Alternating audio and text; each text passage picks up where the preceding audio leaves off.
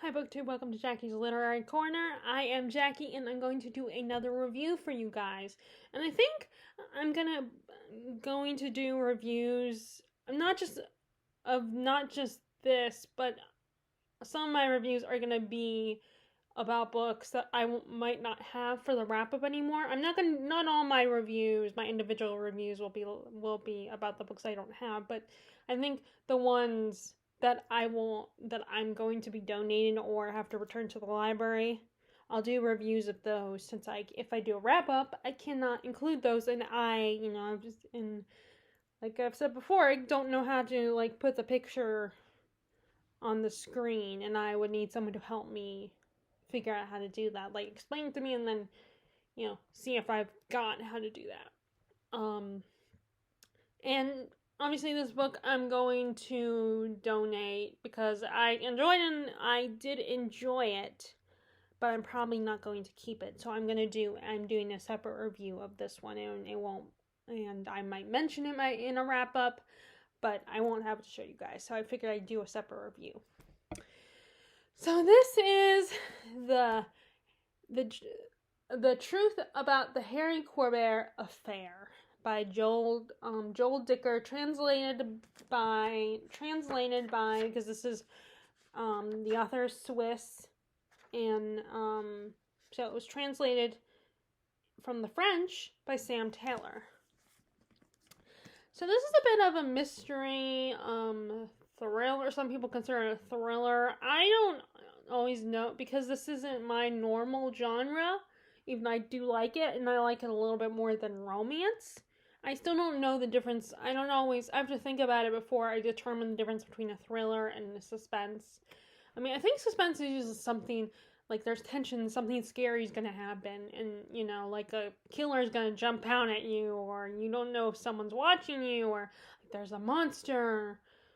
And then thriller, I think, is similar, but it's a little more focused on not necessarily someone coming after you and you being scared. It's just I don't know. I'm not an expert on this genre, so someone else could probably explain it better.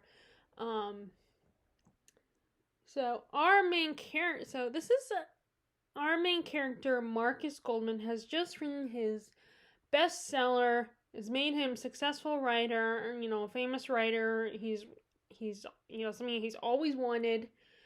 And then now, after some time, there's pressure being put on him to publish his sophomore novel by his agent and his publisher.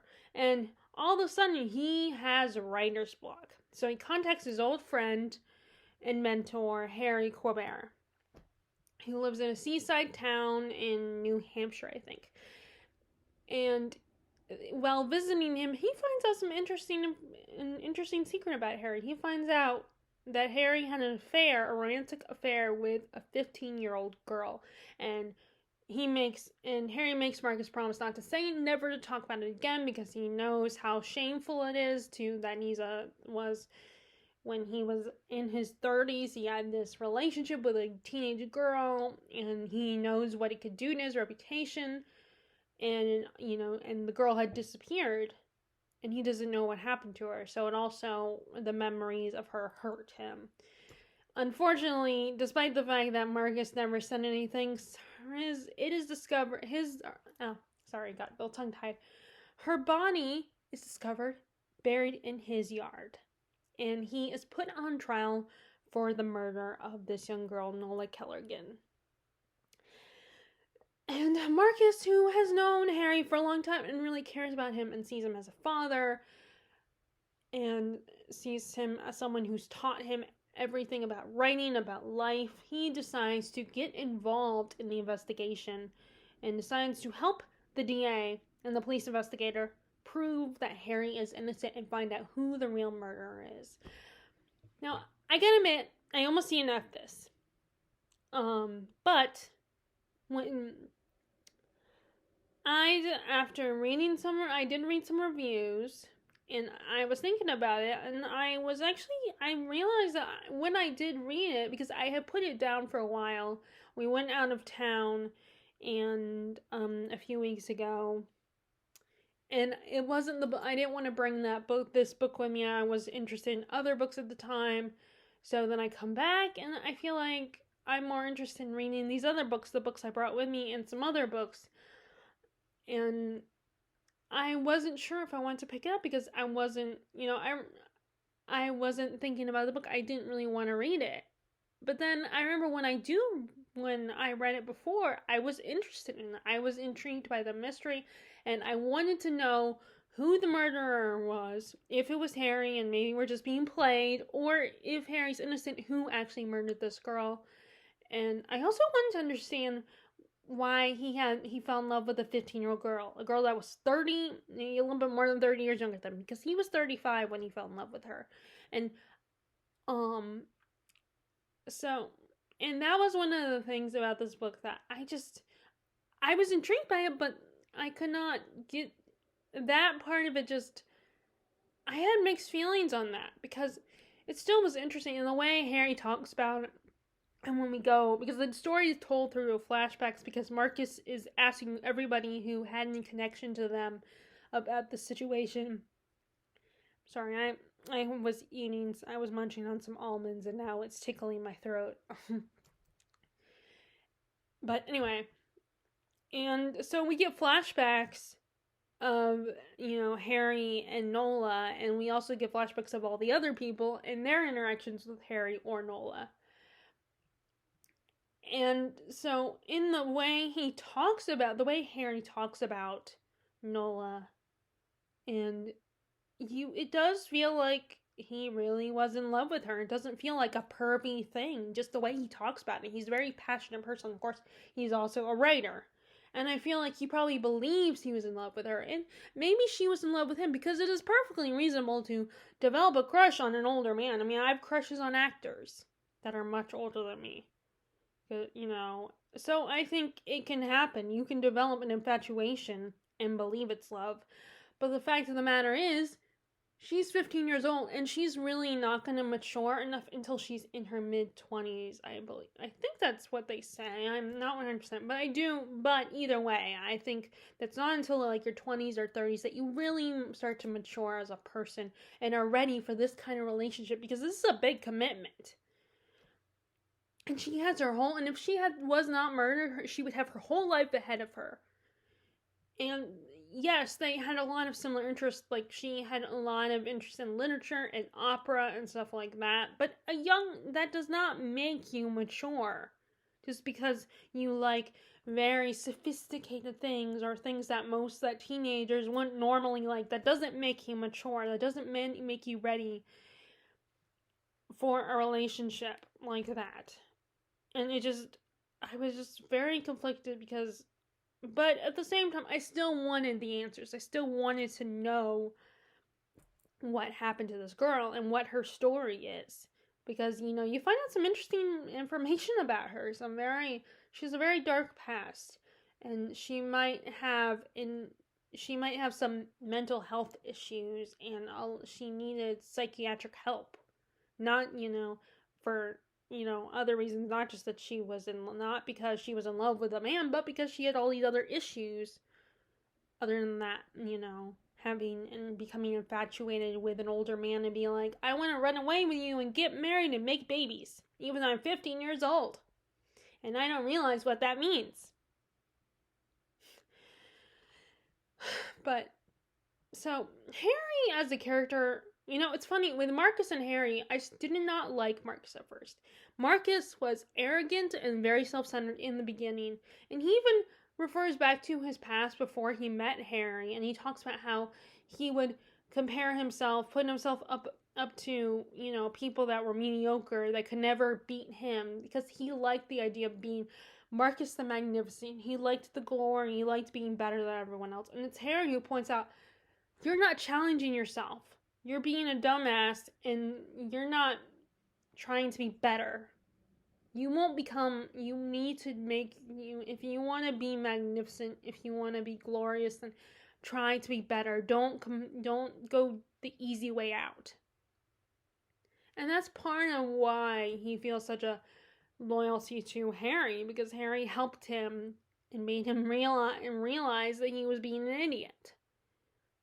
But so as of course, because he's the main character, he grows and learns from these experiences. This whole going through this whole investigation and dealing with like this everybody's feelings on the subject, including his literary agent gets involved too because they end up convincing him he should write a book about it. And at first Harry's like, oh, this could, this is good, this will be good for me because like he would want Marcus to tell the whole world, but then unfortunately things happen that twist it and make it go terribly wrong. It's typical media spinning, and it ends up being like the media spins things, it makes it like misinterprets everything and makes it worse than it seems. But as the story progressed, I started to actually like Marcus. He actually started to be a good, decent guy who was understanding of people and sympathetic towards people, and not just Harry, but the people in this town. He actually started to care about them and feel for them, and trying to understand them. And while Harry just got more frustrating and annoying as a character, he was just. I kept wanting to. I pitied him, and I wanted to shake him and be like, "You can't be in love with. You may think you're in love with a 15-year-old girl, but you barely know her. You can't. Yes, she likes a lot of things that normally an adult would like, and not a teenager. But she's not mature enough." And he does try to push her away at one point, but then she has this power over him, and we don't really understand it, I think, until everything is revealed. And then I understand a little bit better in his devotion to her, and just a little bit. I still thought it was weird, and I still kind of agree with some of the residents who found it like weird, and I mean, they said basically disgusting, and it's like I didn't want to say disgusting because I do feel for these two, and I do believe they thought they loved each other, and maybe on some way they do. But I think if she had not been killed, then maybe things would have changed when she got older and matured as a person. Granted, maybe maybe not. Although I was thinking about this, and I always practice what I'm going to say on these videos to myself, and I did think, well, considering that she does have a lot of mental health issues, I do wonder if maybe she never would have matured enough to realize that being with a much older man, like 30 years older than her, would not be right. That it wouldn't make sense. It wouldn't be healthy.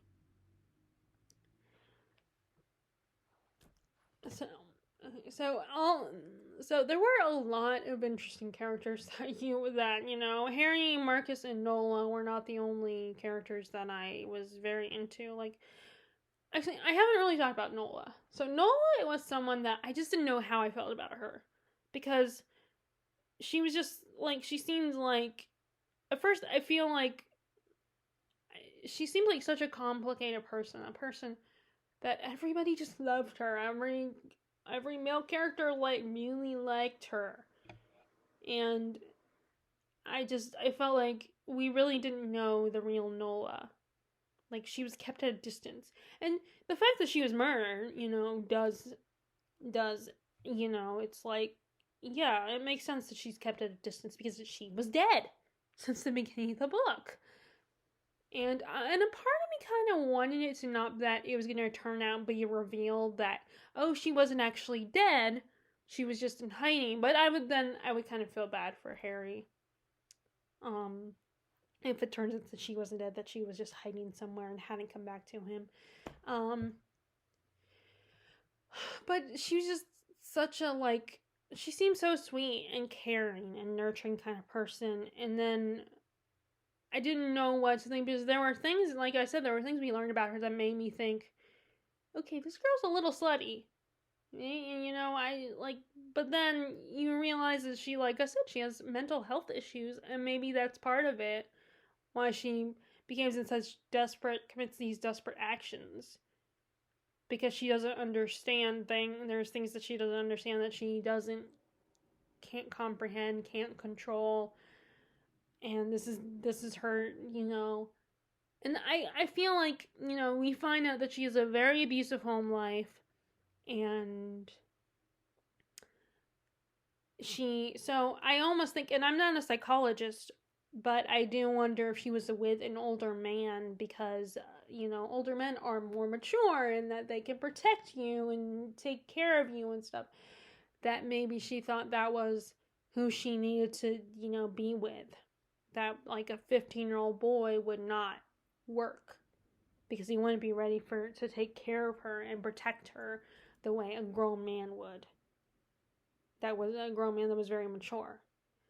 Not although one reviewer compared Harry to a 15-year-old boy. They said it was like a 15-year-old boy in love with a 15-year-old girl, even though he was he's a 35-year-old man. He still acted like a 15-year-old boy. But yeah, like there's one time where Marcus reveals Harry this information about her and how she had a very interesting reputation. Like she has done some things, and then he gets mad and pitches a fit.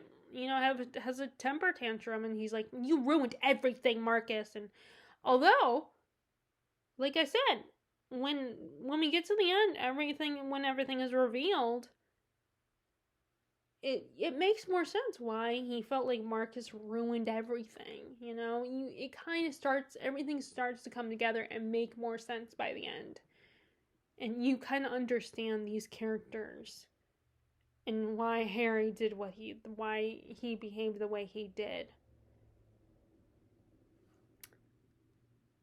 And I also was very interested in characters like, you know, Tamara and the Quinn family, basically, because Tamara Quinn was such a bitch.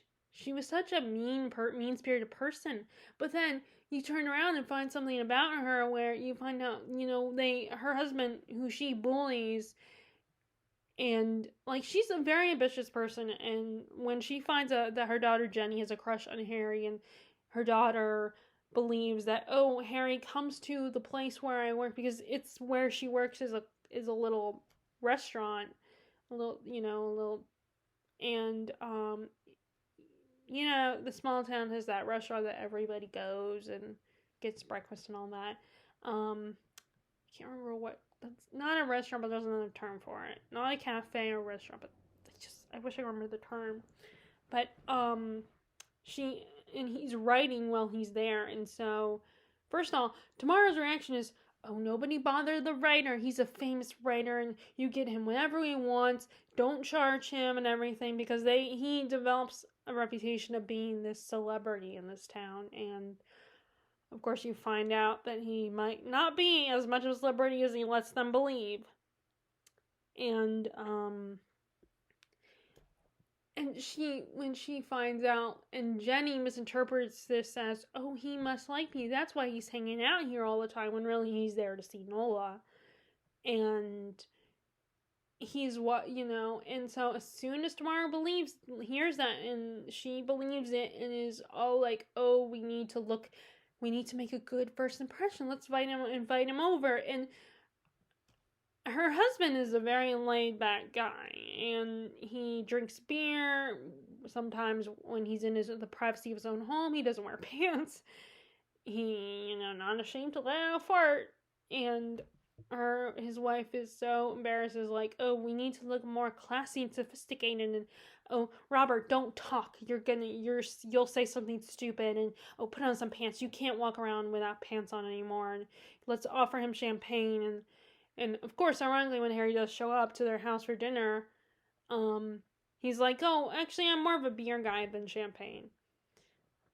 And, you feel so bad for her husband, for Robert, because he's such a sweet guy who loves his family. Yes, he does some things that some women might find gross, because, of course, he's in the privacy of his own home. He shouldn't have to be all, like, classy and, like, he should be able to do whatever he wants, unless they have people over, of course. But, and I feel, I kept thinking what I would have said if I were in her place. I would have been politely saying, I want to make a nice first impression, so, you know, some of your behavior, I want you to, you know, dress nice and, um, you know, offer him something, you know, be polite and friendly and just, you know, not just berate him and belittle him and be like, shut up, don't say anything, you're gonna ruin things. And but then Robert, he finds out some information. He finds her diary at one point in the story and finds out that she's going to a psychiatrist, and she does admit in her diary that she loves her husband, but then she feels like very she doesn't understand why she feels like she needs to be so mean to him. And it's a very heartbreaking moment because his, you know, she is so mean to him and belittles him, and you almost want him to get away from her, but then he turns around and reads this information and realizes she does love him, but there, you know, there's things about her, she like cares too much about other things that she shouldn't care about, and she's trying to get help to be better for her husband and daughter. And she also does the same thing to her daughter. She belittles her all the time, and it's you feel very bad for that family. But they do provide interesting, and they were actually, I wondered if they were involved in the murder. I didn't know, like I did not know. There were so many red herrings throughout the book. So many twists and turns where, oh, this person might be involved. Oh, why would this person want to do it? Oh, maybe because of this. And like there were so many moments where I was thinking, oh, is it them? Which I guess a good story in this genre would do that. Would make you be like, is this person the guilty one? Or maybe it's this person. Which, with that being said, at the same time, this book was too long for me. It was like in the, you know, let's see.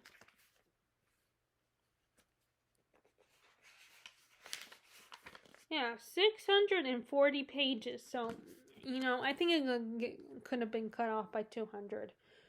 And by the end of it, I was like, oh, I got more to go. What more could they do? And like, it felt like it kept feeling like, oh, they figured it out. They finally figured it out. Oh, wait, there's more pages. So they can't figure it out yet. And unfortunately, I did a dumb thing where I looked at a review of the book even though I wasn't finished, thinking, oh, they're not going to spoil it. And then the reviewer, she does say, oh, I'm going to spoil a little bit. And I figured, oh, it won't spoil anything big. It's okay. And then it does. And now it was like, I wasn't sure if I should read the book because she spoiled some pretty big things. Which was my own fault. I'm the one who chose to watch it. Even though she warned in the beginning of the video. She said this contains spoilers. And I think in certain situations, you know, sometimes I don't mind being spoiled, but other times it kind of ruins things. It can potentially ruin things and make it hard for me to read the book because I'm like, I already know the important stuff now. Like, I don't mind getting spoiled for, like, couple drama, like, relationship drama, because I just want to get that out of the way and find out things about it, so I prepared emotionally. But, like, there were the things that were spoiled for me was kind of disappointing. But, like I said, I chose to watch this video. I chose to watch it, so it's my own fault. But what I ended up doing is, instead of reading it, I just skimmed through it. So I skipped a lot of stuff. And I just skimmed through, like, stuff that came off as what I figured was important and got to the point of the, you know, that last chunk of the story. And because, like, all the rest of the stuff is like the dressing, the extra stuff. You know, it wasn't the meat. Like, it was a lot of the characters, and Marcus and the inspector investigating and trying to figure out who was involved, who did the what, and, which, I like the inspector. He was funny, because I can't say his name, I don't know how I was supposed to say his name, but, he kept, like, his wife was a fan of Marcus's first book, and she apparently really liked it, and had a crush on Marcus. And the police investigator just found Marcus to be annoying and was just, you know, it was like, your book sucked. Your book was not as good as they said. And the whole time I was thinking, well, it's objective. I mean, it's subjective. You know, just because you don't like it doesn't mean other people don't like it. It doesn't mean it's bad. You know, unless you study literature and you know what good quality writing is or whatever. If that's, you know, I think the only people are, you know, can say, like, objectively that they are experts on literature are people who study literature. Then yeah, they could potentially say, but even though those people have their favorites, they have, you know, books that they like. So it's just, and I almost felt like the only reason why he's annoyed is because his wife had a crush on this guy, on Marcus. And I think that's the only way. And then Marcus, of course, was making difficult things by getting involved in the case. So that turned out their relationship. But ironically, they become friends. And he's probably the only, and at one point, he ends up being the only friend Marcus has.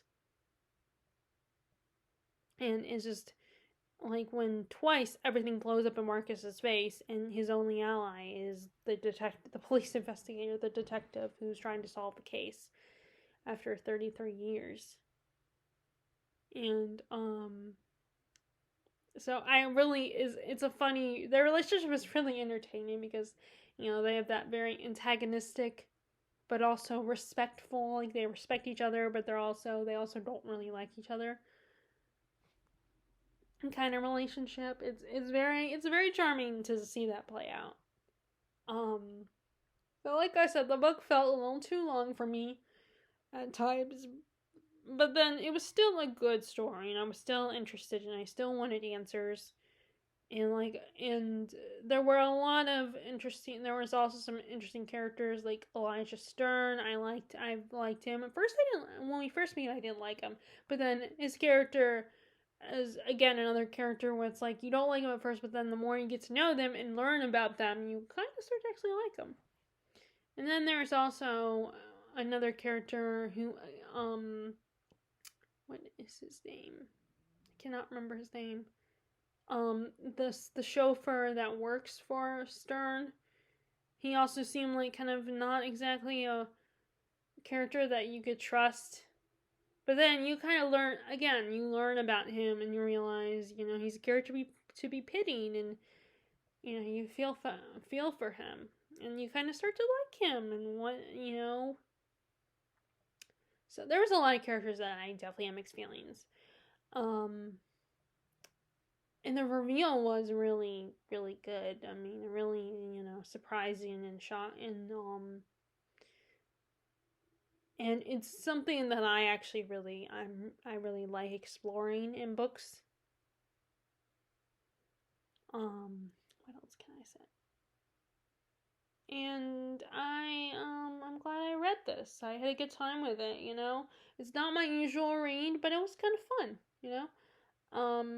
And it was very readable, you know. Yes, it was extremely long, and I got to the point where I just felt like I wanted to be done with it, but it was still very readable. And I think Stephen King could write something like this, but make it a little bit darker and edgier, and maybe even have a supernatural element to it. He would throw something like a ghost or something in there.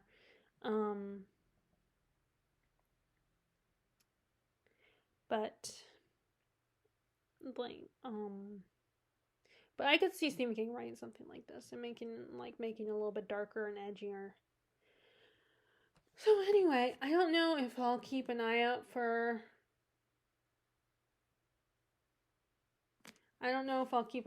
because I think there's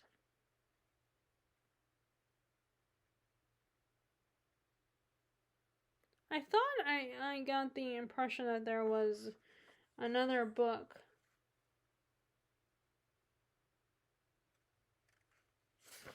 Another book in this that was like a implied that this was a series. But maybe not. Which is fine by me, because if it is a series, I gotta admit, I'm probably not gonna read any more of it. Because I feel like a lot, like detective series and stuff like that, and it can get a little repetitive after a while. The original owner made this really interesting quote. It says, "Good girls Revolt. I can't read, but she wrote something about Amazon. And I know a lot of people have issues with Amazon because of, how they treat their workers. So I was wondering if this was a comment about Amazon and how, it says Amazon. Like, this person doesn't like the company.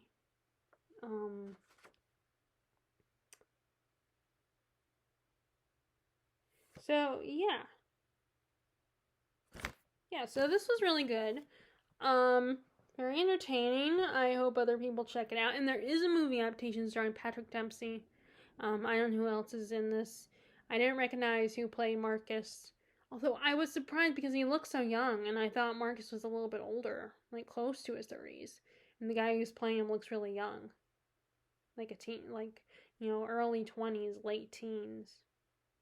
But although I have no room to judge how people, look as far as their age goes, because people think I'm really young and I'm in my 30s. But, yeah, so if I ever come across it, if I'm able to, I would like to watch the adaptation. I do like Patrick Dempsey. And I feel like he plays assholes really well. Because he played Derek on Grey's Anatomy, and he was kind of a jerk. Although he plays Prince Charming type characters really well too, so I think so. Anyway, so yeah, that was the truth about the affair, the Harry Querbert affair, and that is the tongue twister of a title. So yeah, definitely check it out if you like, this kind of. Like I said, though, it is, talks about a relationship between a 15-year-old girl and an older man. So if you are not comfortable with that, then don't read it. We don't see that whole relationship. We just get through flashbacks, but we get enough that I can see where people might feel uncomfortable with that aspect of uncomfortable with reading the story because of that. And like I said, this copy I have here is 640 pages, so it's kind of long. But, yeah, so that is my thoughts about the truth about the affair of Harry Querbert. The truth about the Harry Querbert affair. Alright. If you guys like this video, be sure to give it a thumbs up, click subscribe anyway if you want to be, and if you want to be notified by my, when my latest videos are posted, then click the bell icon. If you read this book, please leave a comment and tell me what your thoughts were. And I hope you guys are staying safe, happy, healthy, and loving your reading. And I will talk to y'all later. Alright, bye!